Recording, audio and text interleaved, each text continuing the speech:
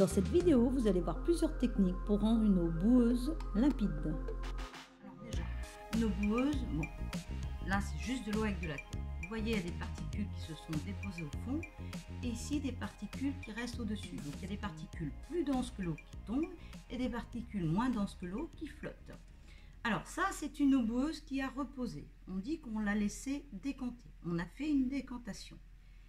Et c'est la première des choses à faire. Si on veut rendre le plus clair possible cette eau boueuse, c'est-à-dire d'enlever toutes les petites particules de boue, toutes celles qu'on peut, eh bien la première des choses, c'est faire comme ceci. On laisse décanter. Alors là, l'eau est comme ceci. Là, vous voyez, sans particules en suspension. Voilà ce que l'on obtient. Au bout de 1 ou 2 jours, on a ceci. Donc plus on laisse reposer, plus la séparation se fait. Alors là, pour filtrer un petit peu, donc normalement pour filtrer, on laisse décanter, on récupère ce qui est au-dessus. Il reste beaucoup moins de particules de boue, donc on va moins boucher un filtre si on fait une décantation en premier. Mais bon, là, pour vous montrer un petit peu la technique, je fais quand même une petite eau assez boueuse. Je vais la mettre dans un bécher. Voilà. Donc je répète, théoriquement, avant de filtrer, il faudrait que je laisse décanter ceci. Alors ça, on a un mélange hétérogène, c'est-à-dire qu'on distingue à l'œil nu des particules solides, de boue et le liquide. Ici, je vais filtrer directement. On va utiliser 2 sortes de filtres. Et puis je vais vous montrer d'autres techniques, vous allez voir tout à l'heure, pour filtrer cette eau boueuse. Alors d'abord, on va utiliser un entonnoir ici avec un filtre. Là, j'ai pris un filtre à café, numéro 4. Ce filtre à café, je le mets ici. Voilà. Tac. Et je vais mettre mon eau boueuse dedans. Et ça va se tenir. Et là, à côté, je vais prendre un filtre de laboratoire. On va le plier de façon à ce qu'il aille dans l'entonnoir. Je vous montre comment on fait. Alors, pour faire un filtre, c'est très simple. Un papier comme ça, un papier filtre. On plie au milieu. On met le doigt ici, à cet endroit-là. Et on fait un petit pli comme ça. Voilà. Après, toujours par rapport au centre ici, un autre pli dans l'autre sens, etc. On fait le système de l'accordéon. Toujours par rapport au centre, ici. Voilà. Alors, on peut prendre plus son temps. Là, je suis devant la caméra, donc je me dépêche. Pas que ça passe trop long. Et voilà. Et après, il suffit d'ouvrir. Et voilà, un petit filtre qu'on va mettre dans l'entonnoir. Et on va filtrer. Alors, donc pour vraiment comparer les deux filtres, je fais une eau boueuse identique. Ici, vous allez voir, ça va descendre très vite. C'est le filtre à café. Alors, un filtre à café, c'est... attendez, je mets d'abord ici. Voilà. Donc, un filtre à café, c'est fait pour retenir les petits grains de café qu'on a moulus. Donc, c'est pas un filtre extraordinaire. Donc, vous voyez, ici, ça descend très vite. Je dirais, il y a 2 gouttes qui tombent ici, alors qu'une seule tombe ici. Enfin, 2 ou 3. Enfin, comptez avec la caméra, vous pouvez. Et on voit très bien qu'un filtre à café pour filtrer une eau boueuse, c'est pas terrible. Mon filtre de laboratoire est carrément mieux. D'accord? Mais pas extraordinaire non plus, celui-ci. Mais c'est pas mal. Donc, alors, un filtre, qu'est-ce que c'est? Eh bien, c'est un papier qui va laisser passer certaines particules ou non, selon la taille de ce qu'on appelle les petits trous qui sont dans le filtre, les petits pores. Et donc ici, les trous sont assez grands, donc ça laisse passer à peu près toutes les petites particules de boue fines comme ça. Ça en retient certaines, on verra tout à l'heure ici. Et celui-ci a des petits trous beaucoup plus fins et laisse moins passer les petites particules de boue. Vous voyez, il y en a moins qui passent ici. Voilà. Alors maintenant, ça c'est les 2 filtres comme ça. On va faire une autre filtration. Cette fois-ci, on va comparer 2 filtres. Alors, je vous montre. On va mettre un filtre lent, d'accord? Alors, je vous refais comment on fait. Hop, pour un petit filtre, c'est pareil, par rapport au centre. Tac. Donc, dans les laboratoires, comme ça, où on fait filtrer, quand on fait des filtrations par les élèves, on peut utiliser différents types de filtres, selon si on est pressé ou non, selon la qualité de la filtration qu'on veut. Donc là, c'est un filtre lent. Donc, comme il porte son nom, il va être relativement lent, c'est-à-dire qu'il va bien filtrer, donc il va retenir toutes les petites particules de boue et ça va prendre du temps. Ça va être beaucoup long comme filtration. Et à côté, je mets un filtre standard, on dit moyen celui-là. C'est-à-dire qu'il va faire une filtration correcte, mais pas extraordinaire. Donc, même chose pour comparer, on va mettre la même eau boueuse. Alors, je répète, ça, c'est pas franchement comme ça qu'il faut faire. Il faudrait mieux laisser reposer, récupérer que cette partie-là. Mais pour les besoins de ce que l'on fait là, on fait une eau un petit peu plus boueuse qu'elle ne devrait. Hop là, tac, je mets ici, pour bien viser, et tac, je mets ici. Donc ici, nous avons notre filtre lent, mon filtre et filtre rapide. Et là, si on regarde les petites gouttes qui tombent, on va regarder au niveau de la quantité. Et là, je vois tac, tac, tac, tac. Ici, attention, c'est, il n'y a pas encore eu tac. C'est 1, 2, 3, 4. Donc, comme vous le voyez, c'est plus lent. C'est parce qu'il filtre mieux, ça prend plus de temps. Alors, au niveau du résultat, on ne verra pas grand-chose. Il faudrait prendre un petit microscope pour voir la différence. Mais voilà, vous voyez la comparaison entre un filtre lent qui va filtrer très bien et un filtre rapide. Après, selon les besoins, si on veut filtrer du jus d'orange avec pulpe, on va prendre un filtre à café comme ceci, on ne va pas prendre un super filtre. Et dans la quantité, regardez, là on voit bien qu'il y a à peu près le double de liquide de produit. Il y a le double de liquide qui passe, c'est-à-dire que ça va beaucoup plus vite ici qu'ici. Voilà. Alors maintenant, quand on est pressé et qu'on va aller plus vite que ça, on va utiliser un autre système. Alors là, on va faire une filtration sous vide, c'est-à-dire qu'on va aspirer le liquide grâce à une trompe à eau ici, c'est-à-dire c'est de l'eau qui tombe, qui va entraîner avec elle toutes les molécules constituant l'air, c'est-à-dire qu'ils vont être aspirées comme ça, et ça va faire le vide dans la fiole ici. Alors ici, une passoire avec des petits trous, et c'est là que je vais mettre mon filtre. Alors pour mettre mon filtre, j'ai fait une petite découpe dans le même filtre qu'on avait ici, le filtre lent. C'est le filtre lent, donc le filtre précis. J'ai fait une petite découpe comme ça pour mettre au fond de mon entonnoir, comme ça. Voilà. Pour bien plaquer ce filtre, en fait, on fait comme ça. Donc déjà, on le met manuellement bien.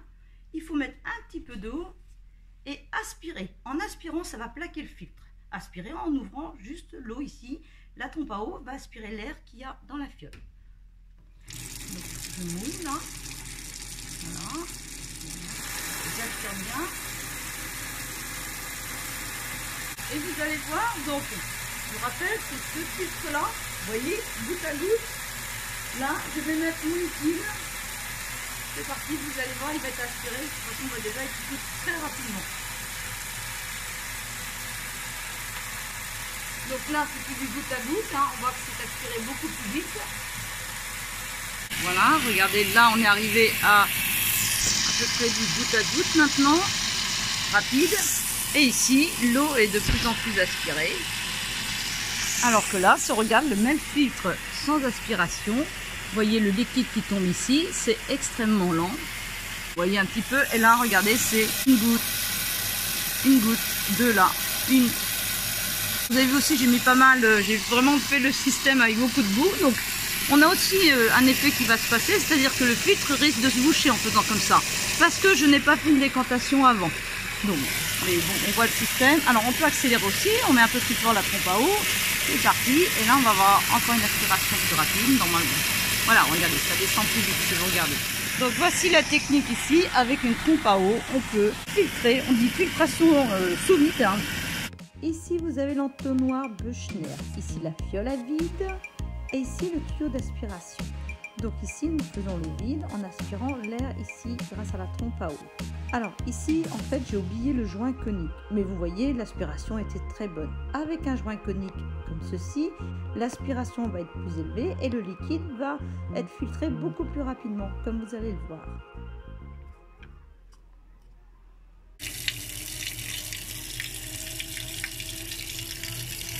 Et vous voyez donc que les gouttes tombent beaucoup plus rapidement. Alors voici une autre technique pour séparer la boue d'un mélange d'eau boueuse comme ceci. Hein.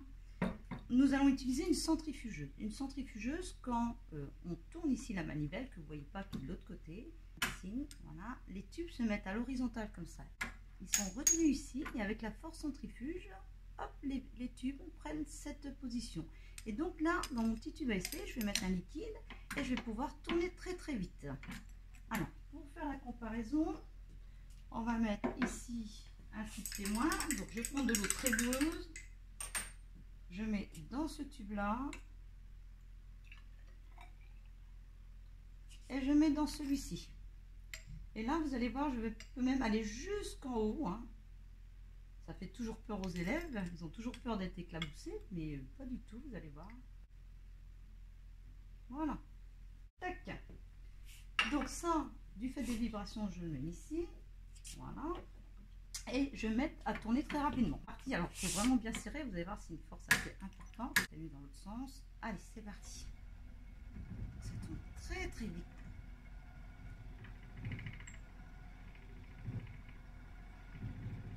Alors, je vais ralentir un petit peu pour que vous voyez les effets. Voilà, on a déjà des effets. Regardez, les particules de boue les plus denses sont projetées vers le fond du tube par la force centrifuge. Voilà, comme ceci. Alors qu'ici, eh bien, voilà, vous voyez déjà la différence. Et j'ai pas tourné longtemps. Hein. En fait, c'est une décantation accélérée. Je poursuis.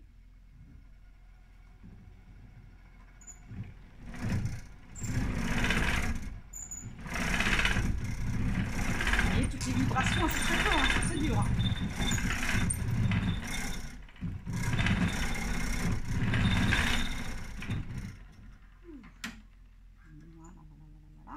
Et hop, regardez.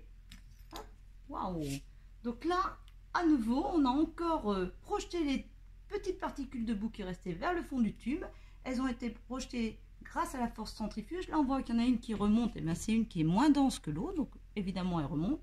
Les autres, on a accéléré la décantation que vous voyez ici. Hein.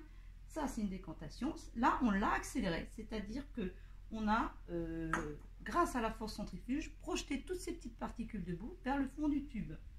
Ici, on n'a rien fait, bah ça le fait, mais beaucoup plus doucement. Voilà. Encore un petit coup. Et à un moment donné, ça ne suffit plus, hein, il faut faire une filtration hein, si on veut vraiment enlever les dernières petites particules de boue. La centrifugation est une décantation accélérée. Je surveille le pot, hein, ne croyez pas.